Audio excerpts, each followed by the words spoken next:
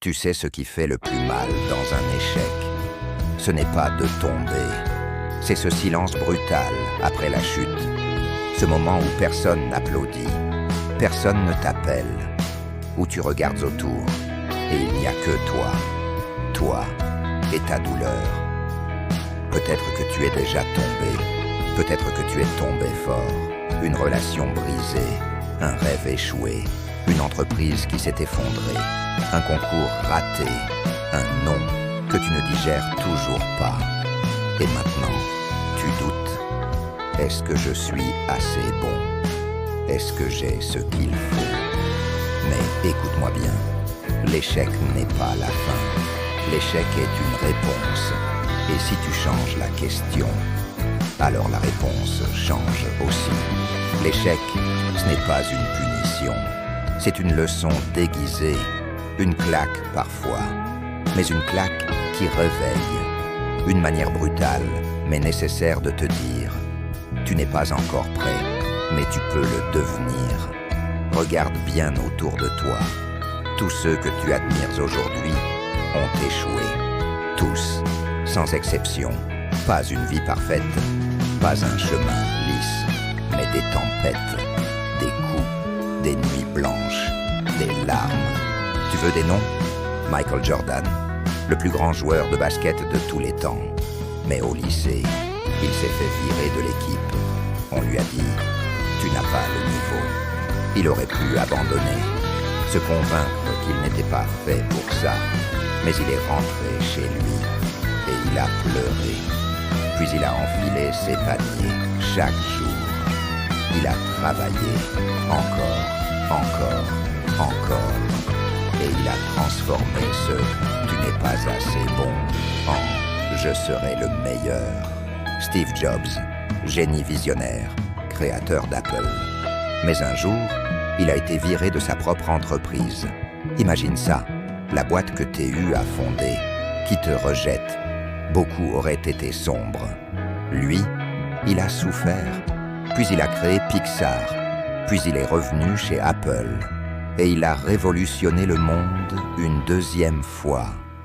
Oprah Winfrey, aujourd'hui une icône mondiale de la télévision.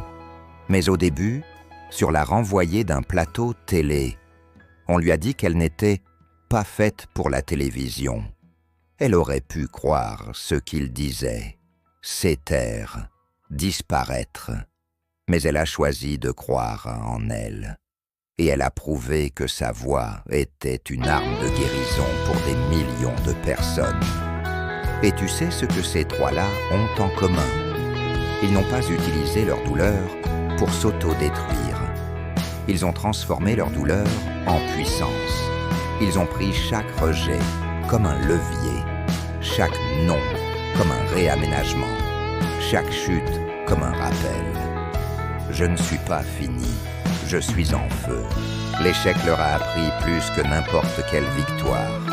Parce que la victoire flatte, mais l'échec forme. Et toi aussi, tu peux faire de même.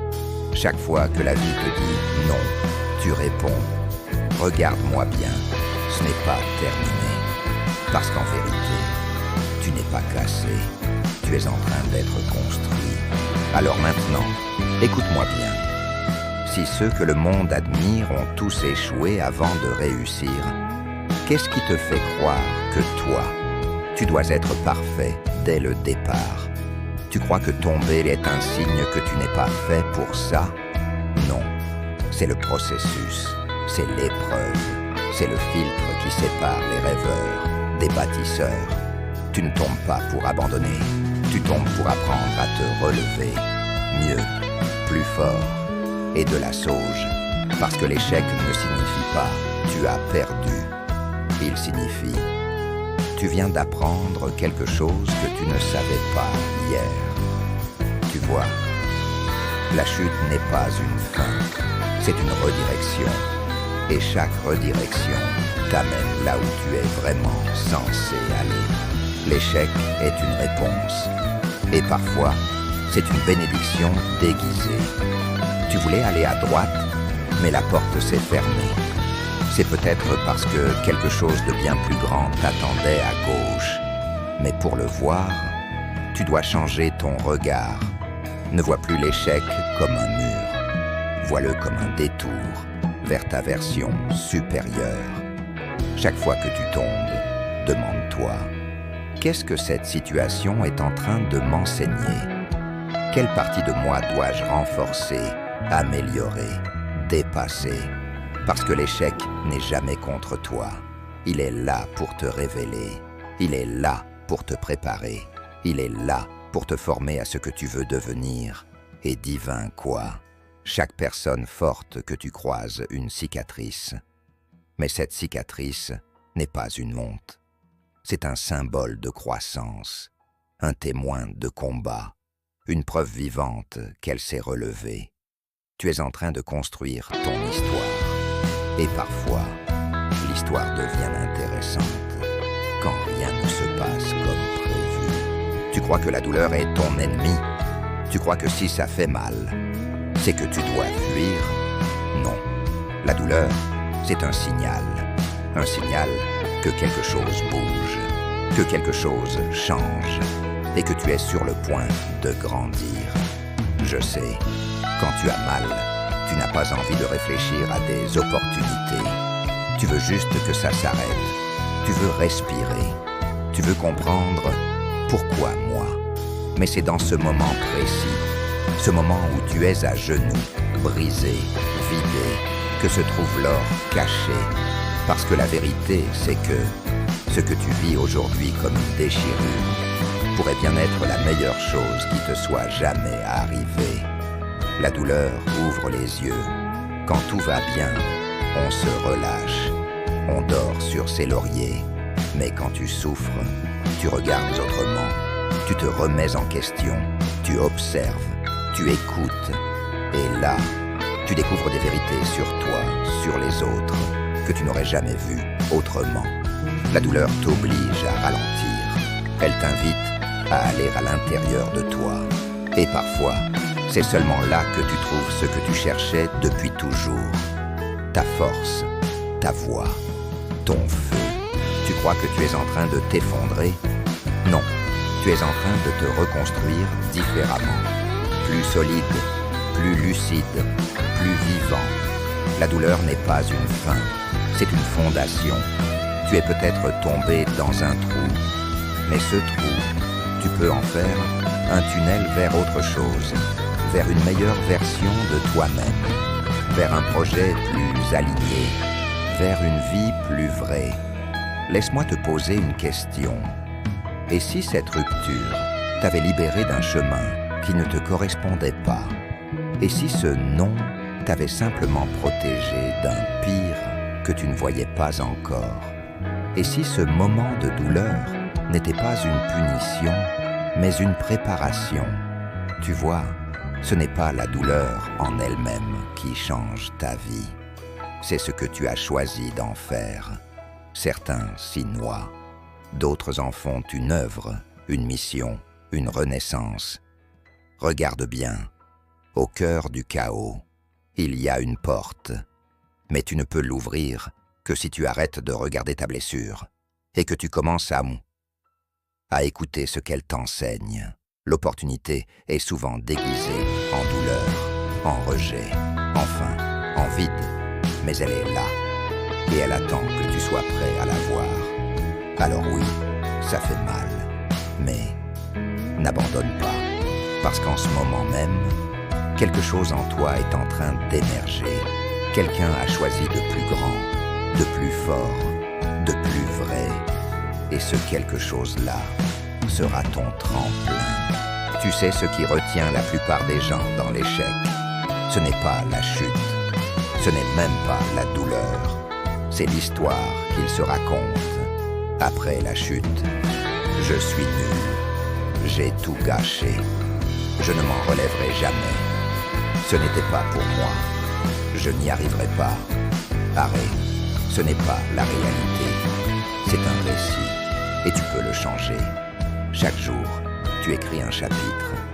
Et si tu continues à te raconter l'histoire de quelqu'un de brisé, tu vas agir comme quelqu'un de brisé.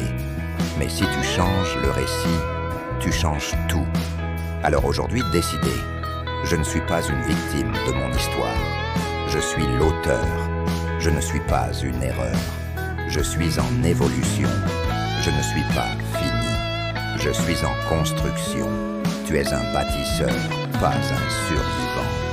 Tu peux passer ta vie à chercher un coupable, ou tu peux choisir de devenir ta propre solution.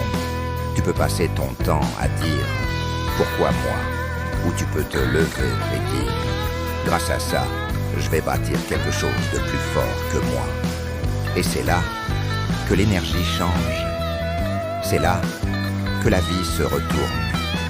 Pas quand tout redevient facile, mais quand toi, tu changes d'intention. Quand tu te lèves avec ce feu dans le regard et que tu dis « Je ne suis pas ce qui m'est arrivé. Je suis ce que j'ai choisi de devenir malgré ce qui m'est arrivé. » Les plus grandes inspirations du monde ne sont pas des gens parfaits. Ce sont des gens qui ont été brisés et qui se sont relevés. Des gens qui ont été rejetés et qui ont continué. Des gens qui ont été trahis et qui ont aimé à nouveau. Ce ne sont pas leurs succès qui inspirent, ce sont leurs cicatrices visibles. C'est leur authenticité, leur courage de dire « J'ai connu le noir, mais j'ai choisi la lumière. » Et toi aussi, tu peux faire de ton histoire une source d'espoir pour d'autres. Mais pour ça, il faut que tu décides de la réécrire. Les larmes, elles deviendront de l'encre. Les échecs, des chapitres puissants, des douleurs, des preuves vivantes de ton courage. Tu peux écrire le récit d'un survivant ou le récit d'un bâtisseur de destinée. Et ce choix, personne ne peut le faire à ta place. Tu croyais que c'était une malédiction? Non, c'était un rite de passage. Tu as été brûlé, secoué, mis à genoux. Parfait, parce que ce feu-là, il ne t'a pas détruit, il t'a purifié.